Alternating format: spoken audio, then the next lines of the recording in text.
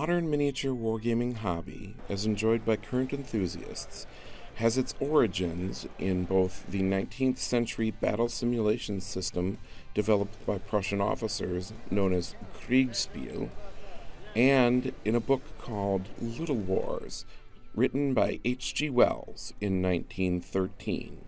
In the 100-plus years since the publication of Little Wars, the hobby of wargaming has grown from having simple rule sets that detail the simulation of troop movements, combat engagements, and logistics, to a hobby that covers numerous historical and fictional genres and has become an entire hobby enterprise that has millions of enthusiasts worldwide.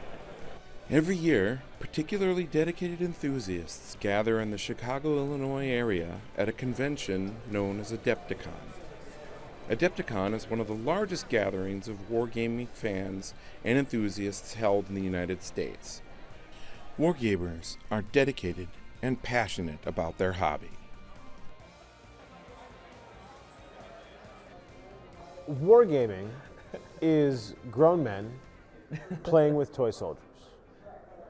And the way, instead of spaces on a Monopoly board, these toy soldiers move across a board of model railroad terrain using a tape measure for how many inches they go instead of how many spaces they go. And my toy soldiers will shoot at your toy soldiers and we'll roll dice to see who hits who, right?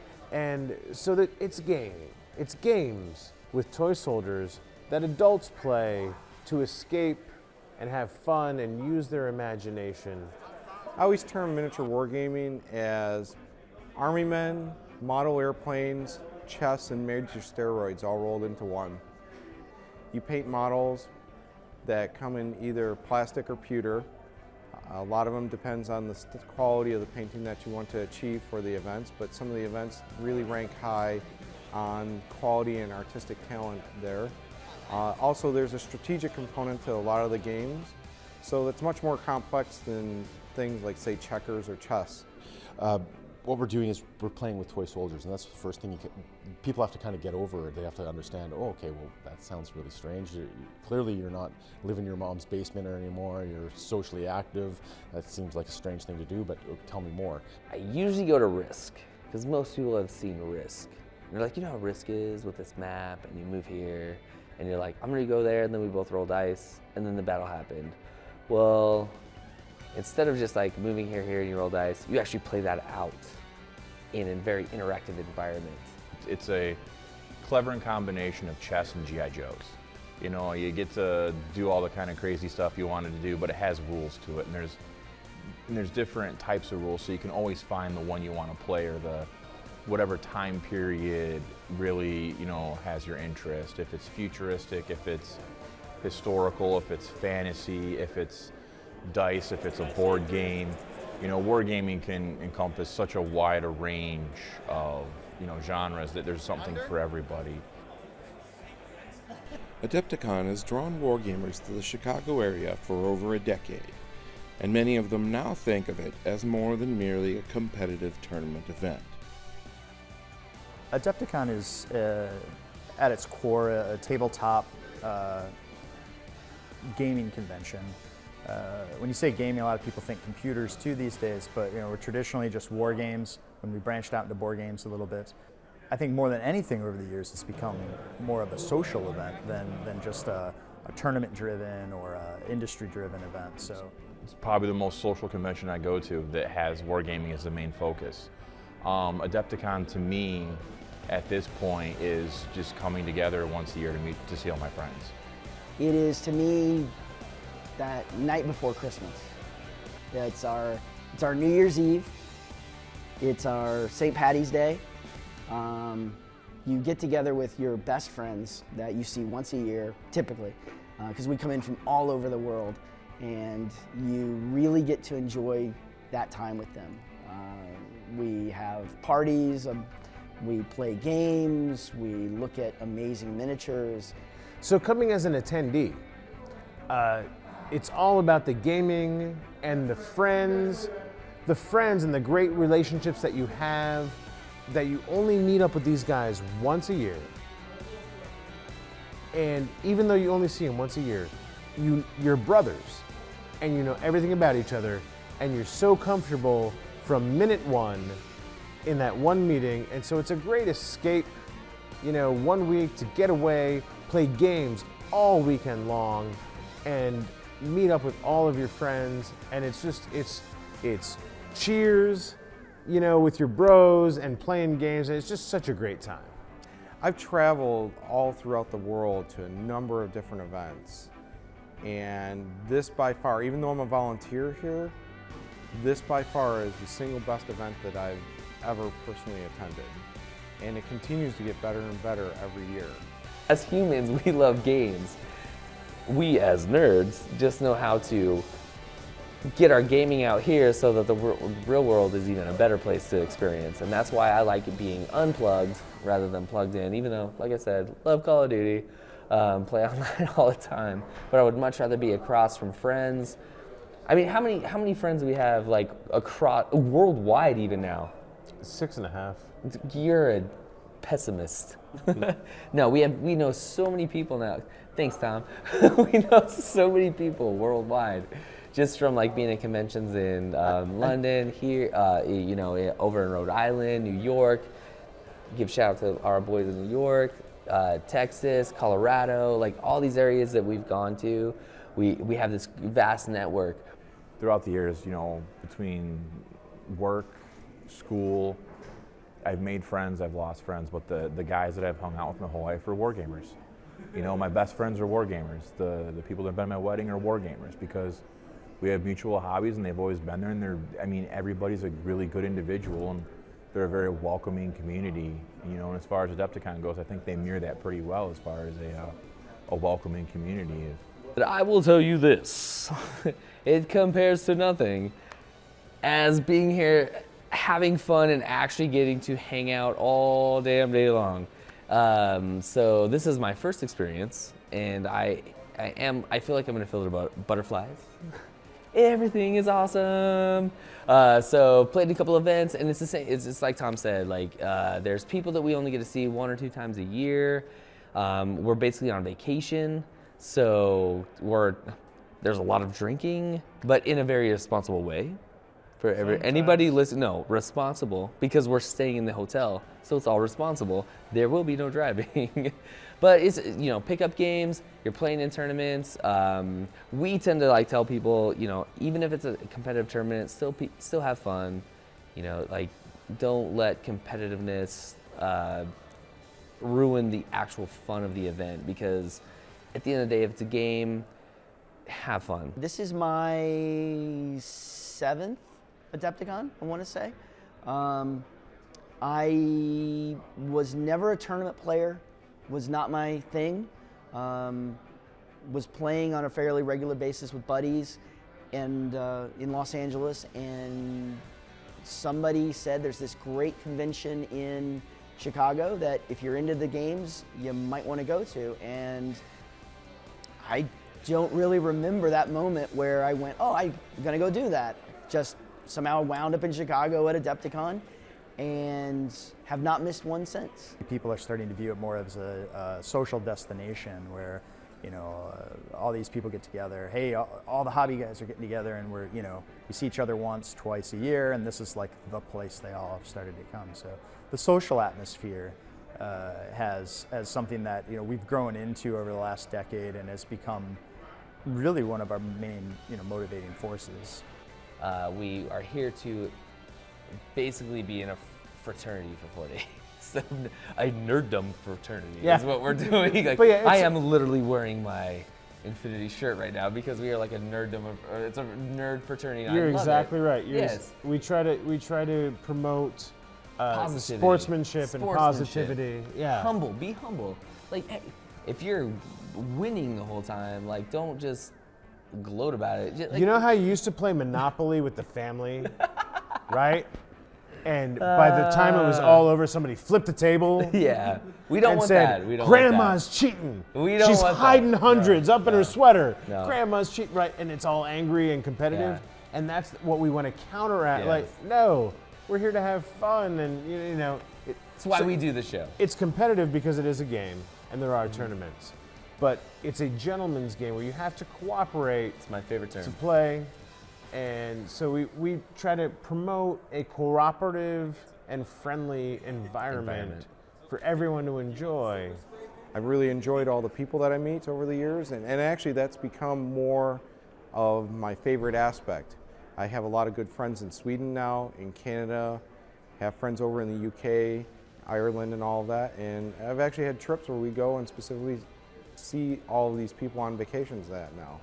So the friendships that are developed as part of the community on it are just, it's an astounding thing to actually see that a war game such as this and the other ones that are offered here can bring people together. When you go to events like Adepticon or any of the national events where like-minded 40-year-old virgins meet to play these games, there is a camaraderie and a network that spans years and miles and the nation, and you make friends and bonds that last a lifetime just rolling dice and playing with toy soldiers. And we can bond over something like that and not have to divide ourselves over all of the other things. It's amazing. The wargaming hobby has numerous aspects to it, from pure strategy and gameplay to the artistic endeavors of model and terrain building and painting. Adepticon actually brings together a lot of these different game systems where what we term them as hobby enthusiasts can participate at almost any level that they want to. We have games where there's a big, or tournaments where there's a big strategic component to it and people are rated on that aspect of their game the most. And then we have other events where they rate people on the artistic side. And for instance, the Crystal Brush, where people that paint and sculpt actually can have entries go into a contest, and the overall winner is a $10,000 prize. Part of Adepticon is just the spectacle of seeing all the hard work, the hobbying, the modeling, the painting, the conversions, like all of these things that people do to basically have the guy next to him go, wow, that's awesome. I like making the terrain. I like making big, large tablescapes versus individual, basing or showpiece. That's really not what I lend to. I like the big, grand stuff that looks great on the table and it's fun to play, and you have 10 or 15 people around you for a weekend just having a good time and going from there. It is a genuinely amazing experience to share it with someone else that's as into it as you are, and get to move those figures around on a playing space and spend time with those pieces that you play with, because they're not just a regular board game piece. They're little mini works of art that you create. You can do anything you want. I mean, the tabletop is just an extension of someone's imagination, really. And while some people are very, particular about rules and how things fit into a framework, I mean, ultimately, the game you're playing is whatever you want it to be. I mean, if you want Warhammer 40K Space Marines to show up at the Battle of the Little Bighorn, hey, we can do that. There's several aspects to the hobby. There's the collecting of models, right? You see a model you like, you buy it off the shelf. There's the building of models and creating your armies, right? There's the painting, and there's the gaming. And I believe different people enjoy each aspect of that at a different level. So not everyone is going, if you really enjoy the painting, there may be a person who plays the same game, but they don't want to paint, they just want to play because they enjoy the playing more than you. And not one of those aspects is superior to the other. It's just whatever you like for your hobby is what you want to do. And so I really like to paint. I really like to game. He's really good at it. And so I would like to paint with fully painted models all the time, but with work and kids and wives and lives, it's not always possible to get all of your models painted all the time. So sometimes you have to play a game with unpainted models. We like to call that the silver tide. That's okay. That's okay. And some people just don't like to paint, but they really like to play. And that's okay, because all of our hobbies are okay, however we want to enjoy them.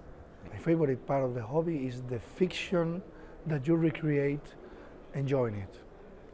The RPG side of the wargaming hobby. I work in a miniature company. I stay when we have the idea of a troop. I collaborate when we design the troop. I see how the sculptors model this troop. I see how the painters paint the troop. I see how our scenario makers make very good scenarios. I make the photos, but it's everything, when everything comes together, when the players in a tournament play the game and the character fights another character that roll the dice, one wins. I work with the elements separately, but they all come together in the gaming table. And that is when people live in that fiction and then reporting, writing, or just imagining that fiction, or just after the battle at home, your head begins to fly away because you have witnessed something that were just miniatures and dice, but in your head the full movie is going on. That fiction has become, something super, like reading a good book or having a good RPG session. That is the magic thing for me. Sharing my pieces with other people to show them, here's something I created, and let that little model tell the story, and get that story across to somebody through that, to have somebody really literally look at it and go, oh, I get it, I understand what you were doing, is really, really rewarding. I primarily got into the game more for the strategy side of it.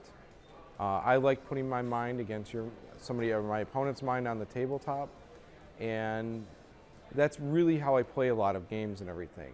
Now with that said, I really enjoy the hobby aspect of this. I've really spent a lot of time, in addition to focusing on my gameplay, actually honing my artistic side of the skills, painting and the sculpting, to where I've had an entire army that I spent over 2.5 years, about 1,000 hours on, which is significant time. We live in the golden age of wargaming. We live in the golden age of gaming. If you take a look at computer games, for instance, console games, very popular. People will actually go to each other's houses or play internationally, and that's how they visit. Board gaming is on the rise, wargaming is on the rise, and it's an amazing place to be as a geek and someone's interested in it.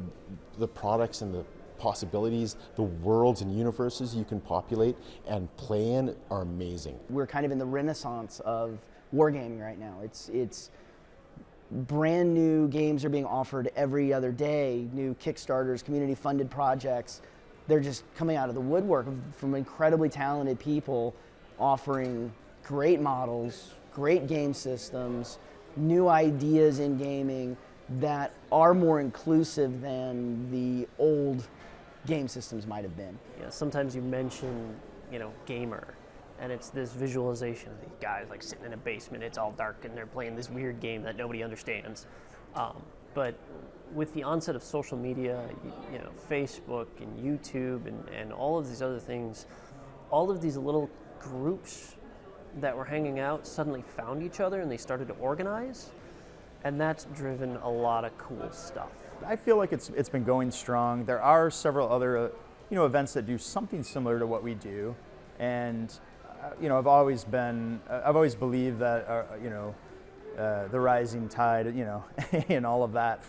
So if there's a solid West Coast event, a solid East Coast event, a solid event in the South, more people are playing war games. I think that's great for everybody. I think that the hobby is reaching new levels of market, audience, attention, and enjoyment. Every year we are getting deeper in the internet, not just wargaming, everything is getting deeper in the internet. Video games are becoming sports, and people is going to watch battles of video games live in streaming because it's becoming something bigger. Wargaming is becoming something also bigger.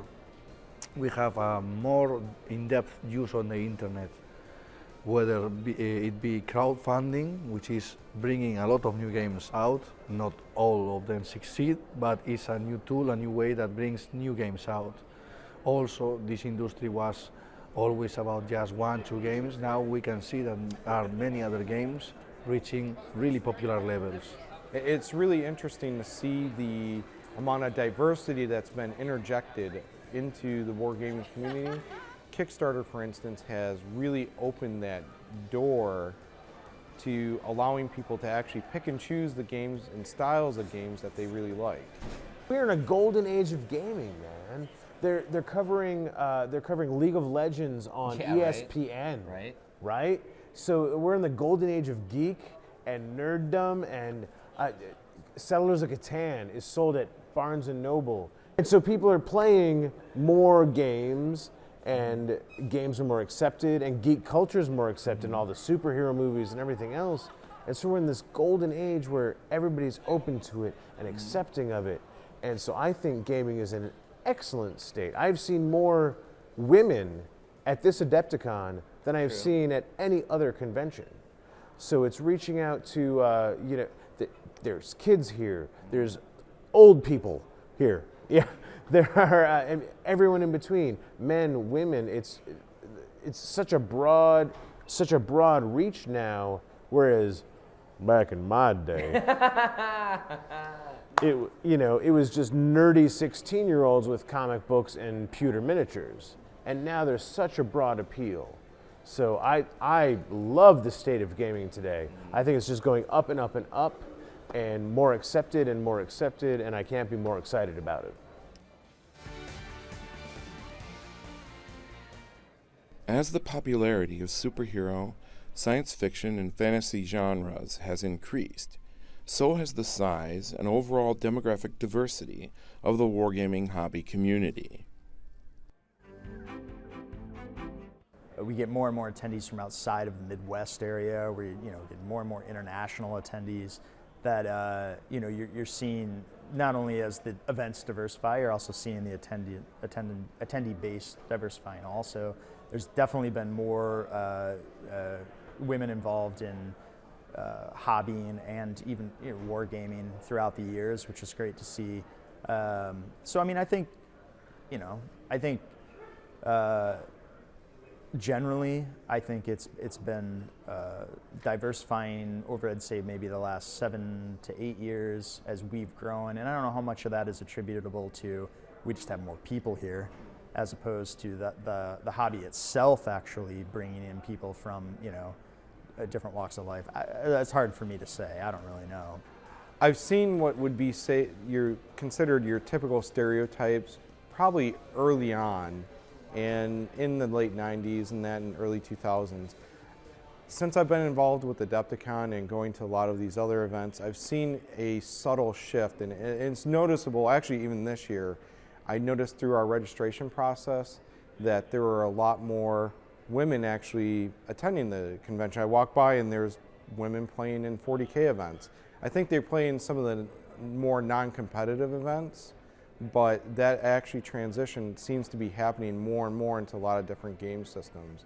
I see a lot of women actually, the distribution on the hobby side, some of the artistic talent is just simply stunning and amazing to see. When it first started out, you'd go to the game stores, it'd be predominantly, 20 to 45-year-old men. And now it's everything. It's not uncommon. There's tournaments where you go to and you'll play women, you'll play kids, you'll play an older generation, 60, 70, 80 years plus, and you'll play it, and it's very cool to see a common table that you're playing against somebody that, when they started playing, they used to literally have to make their own miniatures, or they'd have to make their own rule set, or there's 3 people that did it. Now you come to an event like this and you'll see 8-year-old kids coming up to the table that can barely sit over the top, and they'll want to play with their dad, and the dad will be like, I'm going to help you along a little bit. Do you mind? Not, of course, that's fine. And then as far as like the attendees go, it's just it's a lot more mainstream now. It's weird, but it's kind of cool to be a gamer. When I was growing up in junior high, it was terrible. I got picked on nonstop for it because I was a gamer, and it's what I did on my weekends. I'd game. I didn't care. Now it's totally cool because all the superhero movies are out. You see people wearing Captain America T-shirts, Thor, and back then, who even knew who Captain America was? I bet you they couldn't pick his name out of a lineup, and now everybody knows. So it's gotten a lot more mainstream, which then also brings in a different culture to the gaming. You know, it's cool to be a gamer. It's cool to have a hobby and a group of friends that you hang out with. You know, look at Big Bang, the TV show. Or Big Bang Theory. That was huge, and it's cool. It's funny, and it's you know, it's pop culture now. So it's you know, it's kind of came out of the mom's basement into conventions where people go and hang out and they see how much fun it really is. Whether it's gaming, or whether it's baking, or cooking, or music, or sewing, or needlepoint, or whatever your geek flag is, fly it. Whatever you like to do, do it. Because it makes you happy inside. And if you try to mask what makes you happy because you're afraid that other people might think you're a dork or a dweeb, don't worry about that. Do what makes you happy inside and fly that flag, especially in this golden age of geek, where superheroes are cool, and hobbits are cool, and Jedis are cool. Just go out and love whatever you love. And because you love something and somebody loves something else, you both can love those things. You don't have to say, well, I'm Star Trek and you're Star Wars, right? You can both love the different things. Just let that geek flag fly and be happy about your passions and what you love. And we're all going to be happier and cooler. And all of those people that made us feel bad back in the day for liking the things we liked, we're larger than them now. We are more numerous. That we are legion in our geekdom. And so just love what you love and don't be ashamed, because it's so much fun and you can meet so many great people that share the same things that you love. And that's why I'm here and that's what I love.